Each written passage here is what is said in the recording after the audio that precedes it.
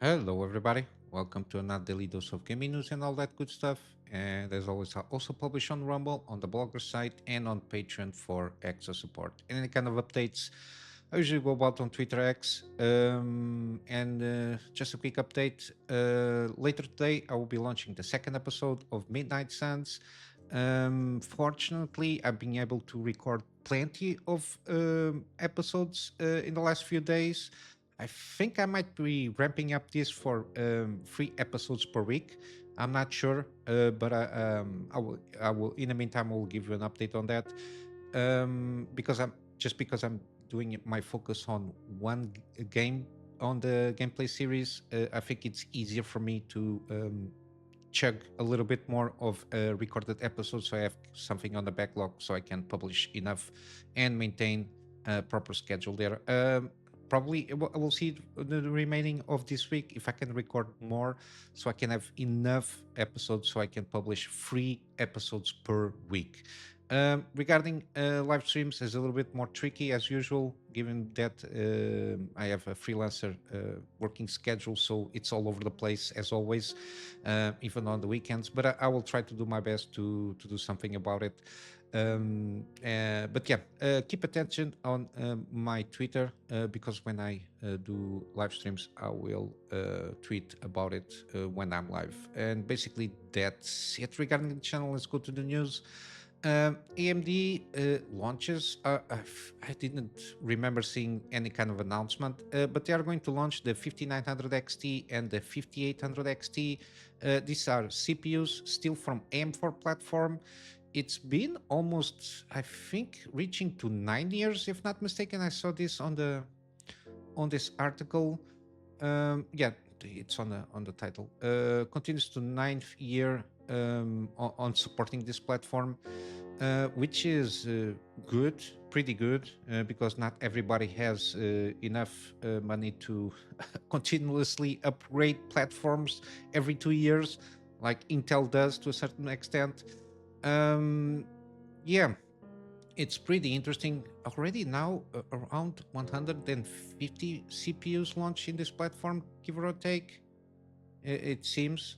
Again, these are on the higher end of the scale in terms of performance here, and the prices. The 5900 XT should be around 350, and 5800 XT around 250, so $100 between each other. And in terms of at least specs, I'm not sure if we're going to have any kind of probably hardware on box. Usually, even on these older CPUs, usually tends to at least do a review checking overall performance comparatively to the other AM4 platforms. But I'm not sure who is going to do any kind of reviews here, because again, I will assume they didn't throw out any kind of samples for reviewers, given that this is older platform. But I will assume somebody, or Gamer Nexus, somebody like that, will buy these ones from the market and test it out to see how well it fares. Regarding the 5900 XT, again, I think the most direct comparison that we can make is the 5950X. Again, same core and thread count, 100 gigahertz. No, sorry, 100 megahertz lower than the 5950X, and the same TDP. Again, I will assume this is like, again, some 5950s that didn't pass through, and they, I will assume, were accumulating stock enough to make it worth of a 5950 59 XT 50, sorry 5900 XT. And the same thing for the 5800 XT, which has the same kind of core counts than the 5800X. Same kind of megahertz, a little bit up on the boost clock stuff, and the same TDP. Very interesting. It's now comparing what we have already on the market. I'm not sure. I'm not sure if there are good prices there, but I think it might be a good reason for people that have still older CPUs on AM4 platform to have another option to upgrade their CPUs there. I will assume like mid-board range chipsets on AM4 platform should be enough to handle this. I'm not sure if it's going to be needed BIOS update on these ones, even though they seem to be having the same kind of uh, older CPU stuff there in terms of the internal stuff. But I will assume some BIOS update will come up here. But yeah, very interesting that they are continuing to support this socket here. Yeah, I think it's pretty good. As you can see, contrary to what Intel does in terms of supporting older platforms, they just scrap those platforms and they just try to sell new platforms every 2 years or so, or every two CPU refreshes on there. Here we have around 9 years of supporting the same platform, which is always good. It's still very viable M4 platform, gaming production wise. Um, I don't know what to tell you. If you're still on the AM4 platform, you have like a lower end, like sorry, 3000 or even 1000 Ryzen CPUs. I think this is a good way of upgrading your performance without any kind of big compromises there. If the motherboard compensates the fact that you have a pretty decent motherboard, I think it's well worth it. The taking a little bit of jump without spending too much money and having a good uplift in terms of performance. Regarding the new generation of the new CPUs, the Zen 5 ones, supposedly we already got some. It's not official information regarding the pricing, but it is something that seemingly it's been seen in some big retailers, especially Best Buy and Newegg, supposedly. And overall, the high end, so the 9950X and the 9900X, are $100 less than the 7000 series counterparts. And the 9700X is around less $40 than the counterpart of the 7000s, and the 9600X is less $20 from their own counterparts from the 7000 series, which I think it's a good decision overall. Um, Again, I will assume they want to avoid launching the CPUs on a high price and then just like 1 month or so after launch, just trying to start cutting prices because they are not selling. I think they also want to maintain taking the chance of the fact that Intel is not in the good hands. I think they want to overtake the market with their own CPUs, which is something that again it's not surprising given the Intel shape that it is on their own CPUs.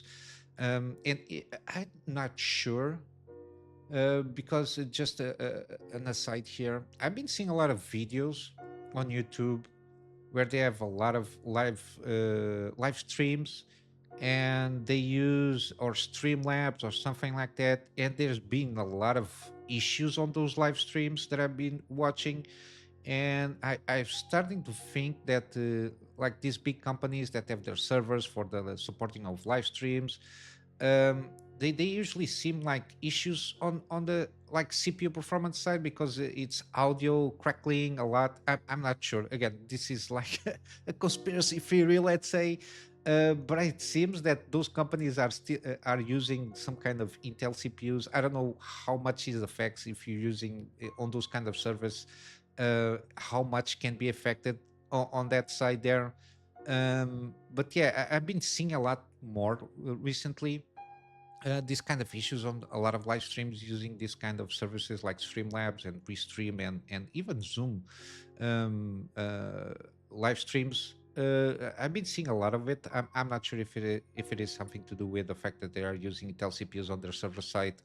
I'm really not sure if it has anything to do with it. But yeah, that's an aside here, a thought that I was hanging in my head.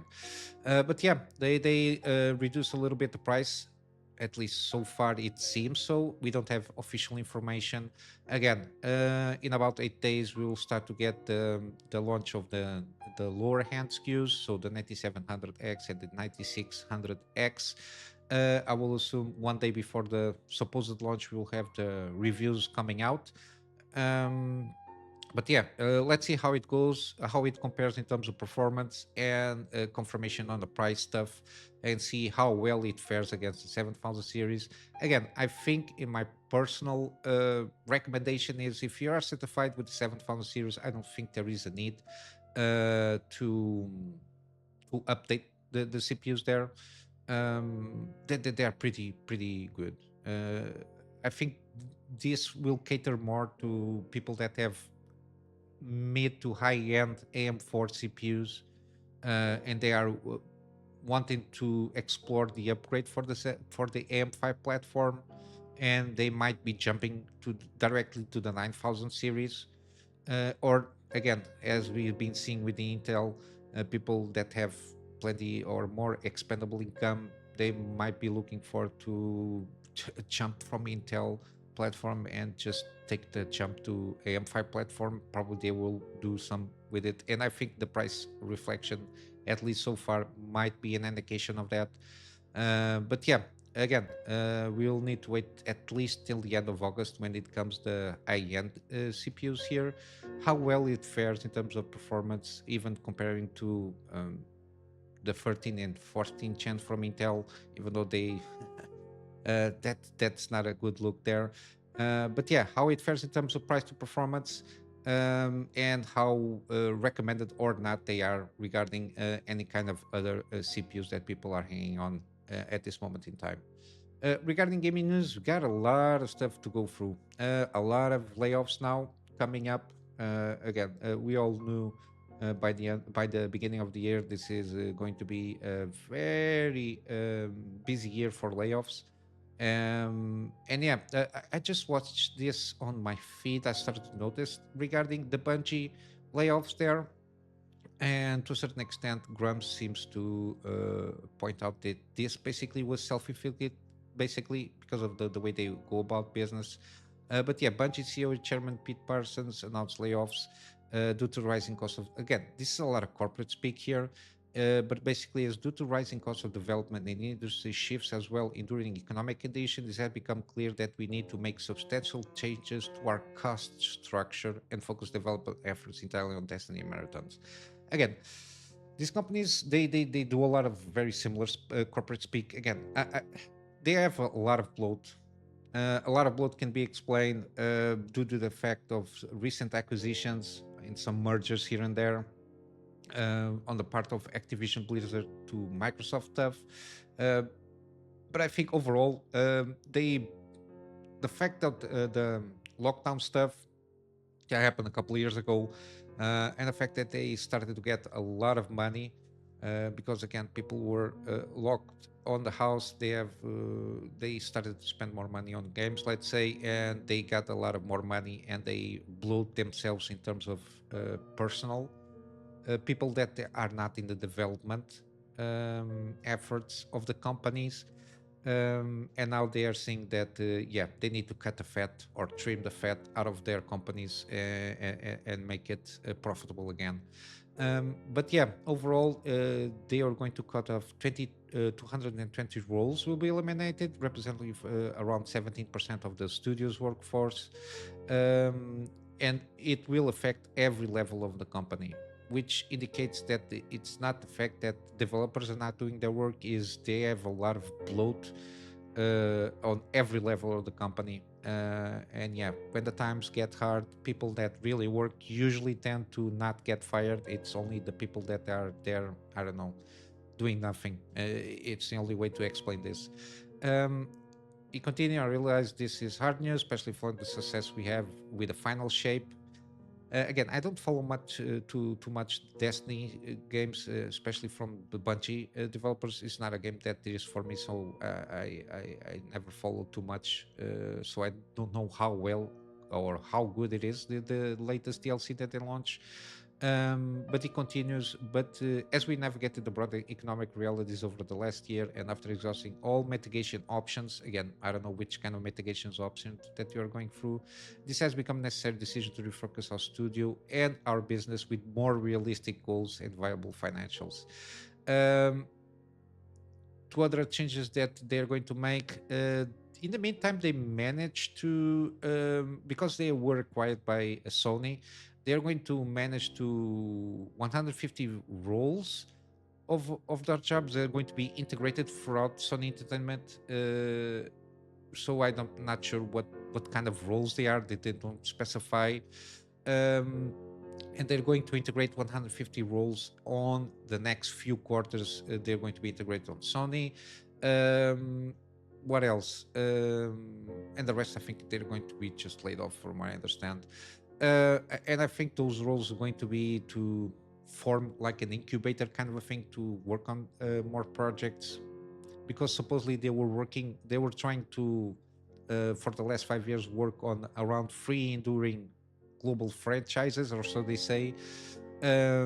Yeah, and with that they set up very incubation projects. Again, I will assume they went badly because they only have basically Destiny and more recently Marathon. I'm not sure how well this game is going to fare.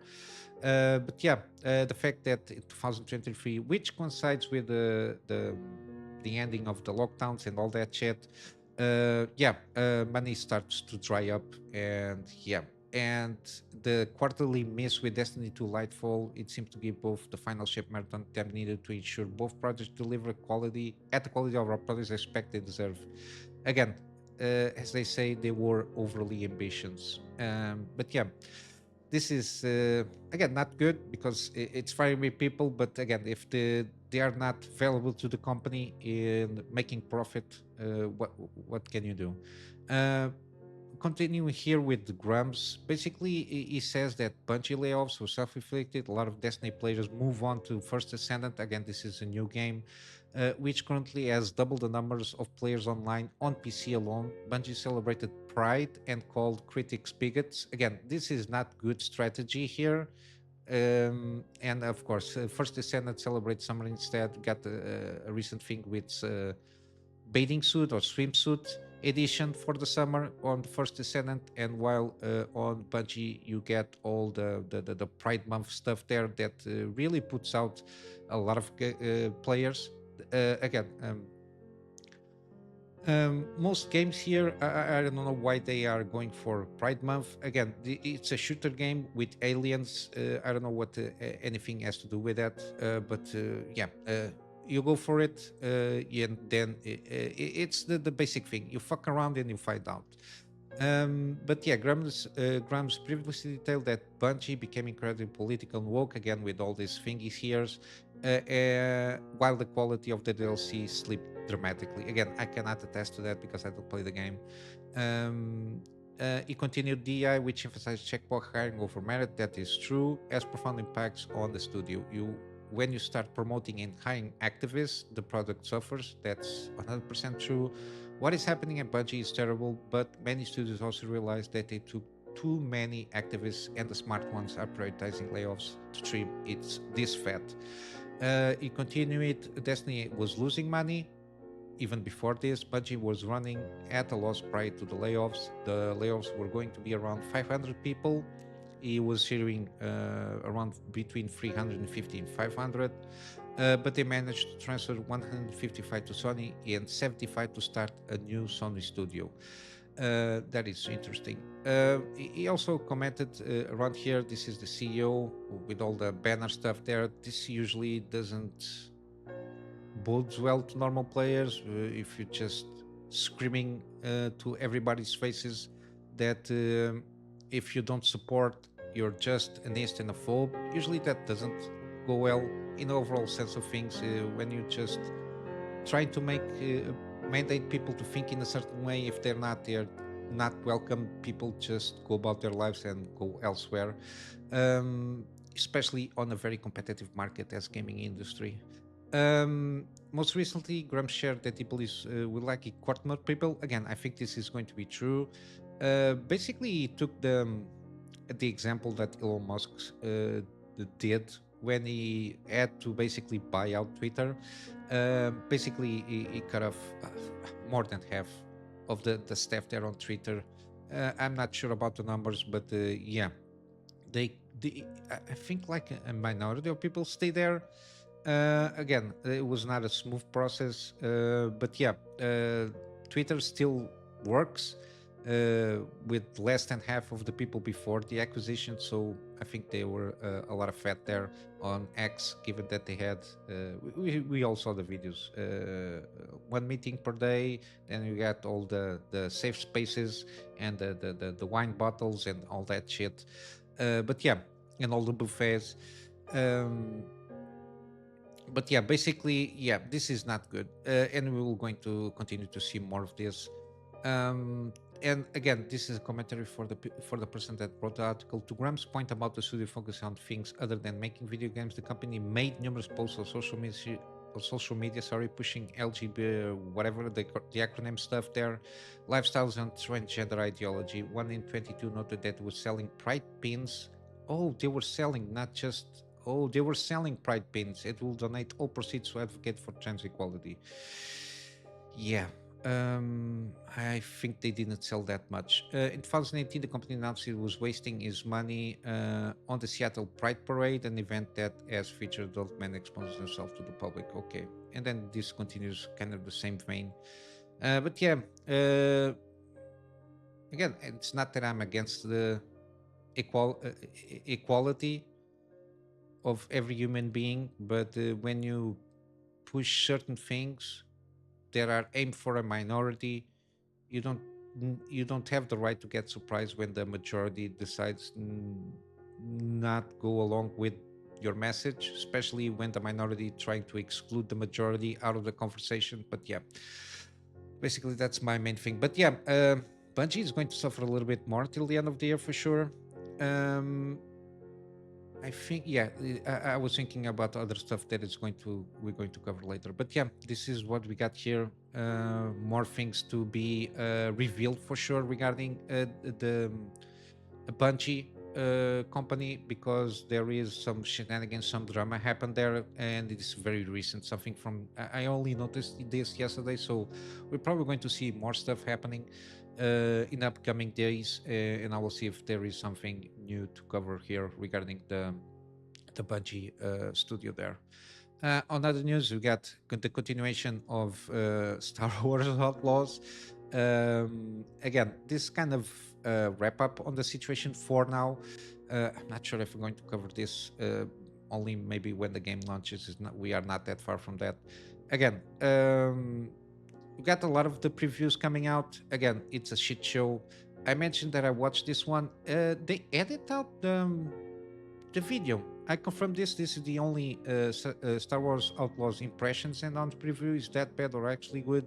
Again, I covered the from ACG. They basically changed this because I know it had a reference. I rather kiss a Wookiee uh, um, previously, so I suppose even the thumbnail is different. I don't know what happened there, but yeah, it's changed. But again, the video is the same. It indicates basically the same thing. Seems like the world size is okayish, but the rest it's not good. It's not on snuff. Got skill up. I don't follow this guy, but yeah, the complaints are there. We got the earnings call that even after the criticism of this 10-minute gameplay, which at the time of this screenshot, it's still 9 times over in terms of likes to dislikes ratio. Yeah. Even again, the Yves Guillemot comment said the game has gone gold, so the date is well confirmed for August 13th. So 13 days, we will see something about this. And as you mentioned, we'll be showcasing more content of a very high quality, multiple hours that will really show the depths of the open world. That is a key element of the promise to enjoy the exploration of the galaxy and multiple planets. So that will bode well for the game in terms of high quality delivery. Again, bullshit talk, but yeah, what you're going to do? You cannot talk yourself out of this, because the proof will be on the pudding, and I'm not sure this game is going to sell very well. Yeah. And we got this little thing here. I think they posted IGN posted a little video regarding the combat there. They praised games blaster battles while showing a blaster battle that is completely broken. I think they just throw out a clip of laser blasters. The character didn't die, the NPC didn't die, just got stunned. Sorry, and then after he get up, he just runs away. The NPCs just stay still. It's I think it's um, yeah. The NPCs don't do nothing. I think they are stunned. I don't know. Yeah, it's not good. All over the place in terms of quality. I think this is going to be a shit show. Even graphic quality is not doesn't seem good enough for 2024 game, especially all the raves that they are trying to make it as. Yeah, I'm not sure about this. This game is going to be a shit show. It's not going to sell very well. It's going to sell because it's Star Wars games, regardless, because of the IP recognition. But I think this is not going to work out as Ubisoft think it's going to work out.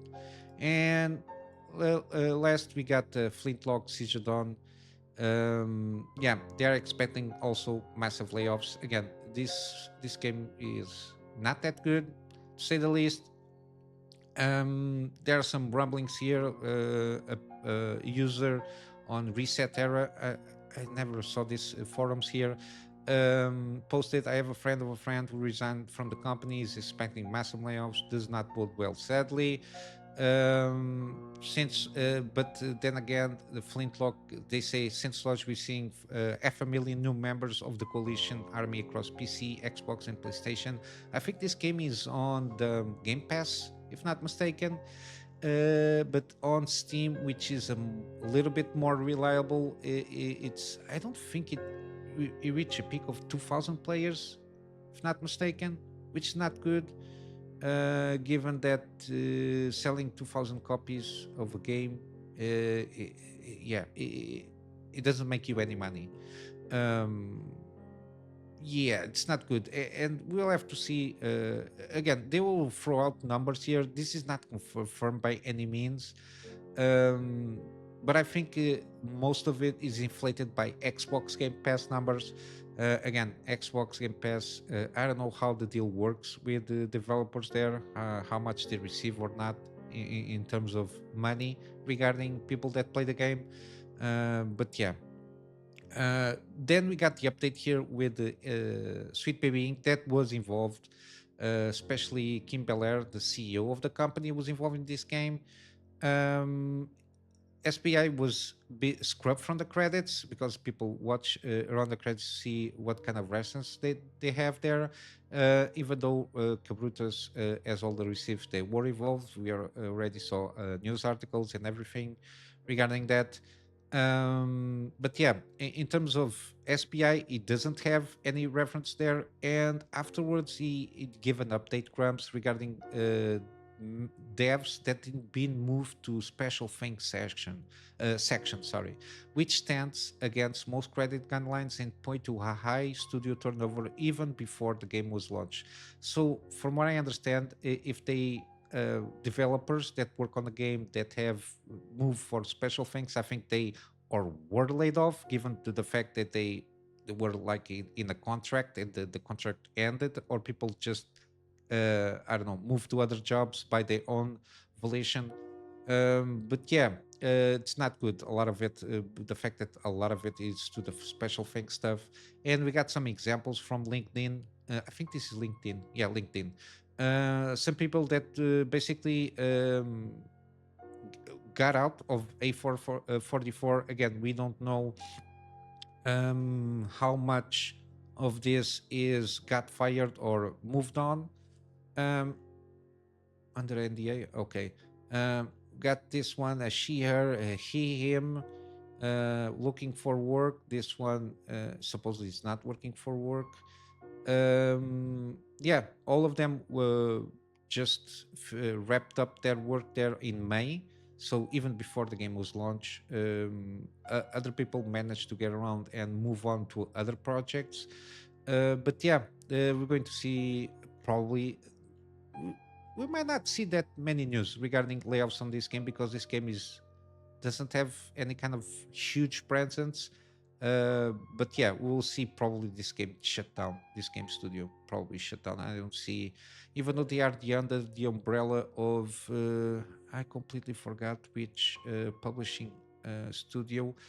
I completely forgot the name of the publishing company. I should have done better job at it of highlighting that. But yeah, it's a pretty big publisher company. But yeah, I think we're going to see probably a dissolution of this developer, and I don't know if they're going to found another studio or something like that. But yeah, we'll see a lot of more layoffs as games will come out. We'll see a lot of layoffs. We'll have to wait and see Star Wars how it goes in the first month or so, and other games that eventually will come out. I'm not keeping tracks of all of them. It's too much for my brain. But yeah, not a lot of good news, but I think to a certain extent, in the overall scheme of things, is a necessary purge of trimming the fat or all of these companies. Because if you have people that are not contributing directly to the developing of a product, usually that's a lot of overhead in terms of people not being productive to what the company supposedly needs to be doing, and in harder times those people are laid off basically because or else the company goes under. But yeah, this is basically in terms of news what I got here. In terms of gaming deals, we got the Plague Tale Innocence 80% off. Again, this is not the Plague Tale Requiem is not on sale. This is just this game. So if you never played, you got a good price here to start off the at least this duology. We got Marvel's Guardians of the Galaxy 80% off. Again, this game always had very positive reviews since it was launched. I think it's a good comic book based characters. This is not based on the movies, so I think you might get a different take from the movies. We got also Resident Evil is still until the 5th of August. I will give a highlight every day. Resident Evil franchise is on sale. Again, I will leave the links of all Resident Evil games on the description below so you can complete your collection. We still have Children of Morta, 75% off. We got Dredge, 35% off on the deluxe edition. And lastly, we got Shardpunk, 33% off. If you're not sure if this game is for you, you got the demo here that you can download and try it out to check for yourself. On GOG, we got the Talos Principle. This is the gold edition, 85% off. I usually not much of a puzzle game, but I think this game seems to be very interesting. It got pretty good reviews when it came out, so I think it might be worth a try given that it's this cheap. We got also Limbo, 75% off. Again, a very short game, but a very powerful one in terms of narrative. We got also Ash of Gods. This is the Ash of Gods Redemption, 90% off. Again, this is kind of a turn-based game. The best description is very similar in terms of what they're trying to go for in terms of the ambience and everything to the Banner Saga games. Very similar in terms of the aesthetics and everything, but it's a completely different game altogether in the different universe and everything. And it's 90% off. And then you got kind of the spiritual sequel to a certain degree. It takes 20 years after the first game, but doesn't have any kind of direct correlation. So they even make a statement here, so people don't think this is a direct sequel from the Ash of God's Redemption. But it's 50% off. It seems pretty decent. This kind of games. Yeah, probably one of these days I will try one of these games here. They got the choice and consequences here also on the story side of things, which gives a little bit more replayability. This one is more deck based instead of a normal turn-based game here with the ability stuff there. Very interesting how they went about it. And yeah, basically this is it for today.